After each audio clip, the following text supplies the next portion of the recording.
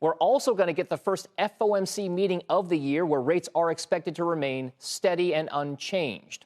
So joining us now to preview the massive week ahead is Apollo chief economist, the previously mentioned Torsten Slok. Torsten, thank you very much for joining us on this Friday afternoon. With all the catalysts I just mentioned, what do you think is going to be the 1, 2, or 3 maybe that are the most important for you? Well, there are two things that will be important. Number one, of course, will be the Fed meeting. It's very important how the Fed communicates about the future. It's very important how the Fed talks about how much weight they put on inflation, how much they would put the weight they put on the employment part of their dual mandate. But the other thing that's also important next week is exactly as you're saying, Dom, that earnings that reveal more about the consumer will be very critical. The U.S. economy last year was facing headwinds from the trade war. Those things are now more behind us, and now we have a number of tailwinds. We have lower oil prices, we have a weaker dollar, we also have the one big beautiful bill, and at the same time, the AI and energy data center build-out continues. So for that reason, we are beginning to see more tailwinds to the outlook. So seeing how the consumer is doing and what the Fed will say next Wednesday are the critical things next week. You know, Torsten, over the past few weeks, we've spoken to you and a number of strategists and analysts and economists talking about this notion that this kind of quarter right now, the one looking at the fourth quarter of last year, is going to be one that's more of a transitionary period, right? That we haven't seen the full effects of some of the macroeconomic stimulus and fiscal policy that could be a massive tailwind, hypothetically, for companies in 2026 overall. With that in mind, are there certain specific stocks outside of just that consumer realm that are going to set the stage for what could be a better 2026? Yeah, and that's absolutely correct, because remember, we had the government shutdown in the fourth quarter, and that's, of course, going to create some lift in GDP in the first quarter and coming into 2026.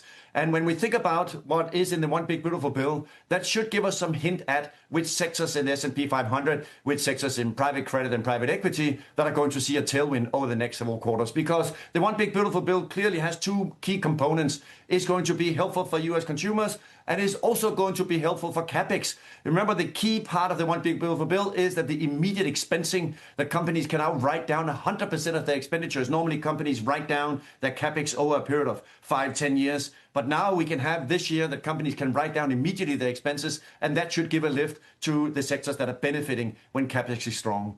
Do you think Rick Rieder is going to be the next Fed chair, Torsten? Well, it's a very difficult guessing game, Kelly, here. But of course, this is what prediction markets have been saying here in the last few hours. So that certainly is the way the wind is blowing at the moment. But we really don't know yet who it will be. But no matter who it is still the case that there are 12 voting members on the FOMC. 7 of them are the governors and 5 are the regional Fed presidents. So whoever it is, the incoming Fed chair will have to try to persuade the other FOMC members if that person thinks that interest rates should be lower. And that is the challenge, namely whether that will be successful or not. And at the moment, it's very clear the dot plot for this year says that the Fed only expects 1 cut in 2026. The market only expects 2 cuts. And interestingly enough, the market is actually pricing that the next move in 2027 is a hike. So you are now looking at a situation where rates are going to be higher for longer, and whoever the Fed chair is that comes in will still have the good news that the economy is actually doing really good in the background. You know, Torsten, despite all the geopolitical rhetoric around Davos this time around, we did see a spike up in longer-term government bond yields here in the U.S. We've seen similar moves in other parts around the world, but they didn't really break out that highly. What does it say to you right now about the bond market in the U.S. specifically if we have this kind of potential catalyst on the geopolitical front and no real sell-off in what's happening with U.S. Treasuries? Yeah, that's true. And that's why rates have just moved, roughly speaking, sideways in the U.S.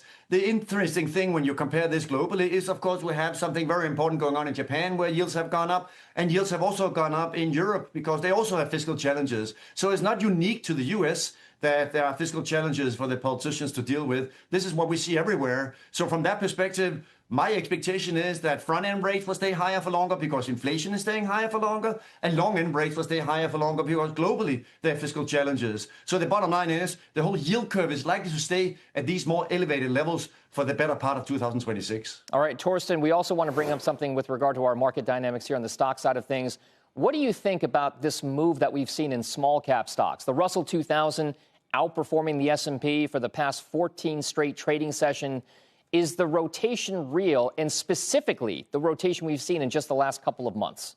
Yeah, that's really worrying, Don, because if you look at underneath the hood of the Russell 2000, most of the performance in the stock market has been coming clearly from those companies that have negative earnings.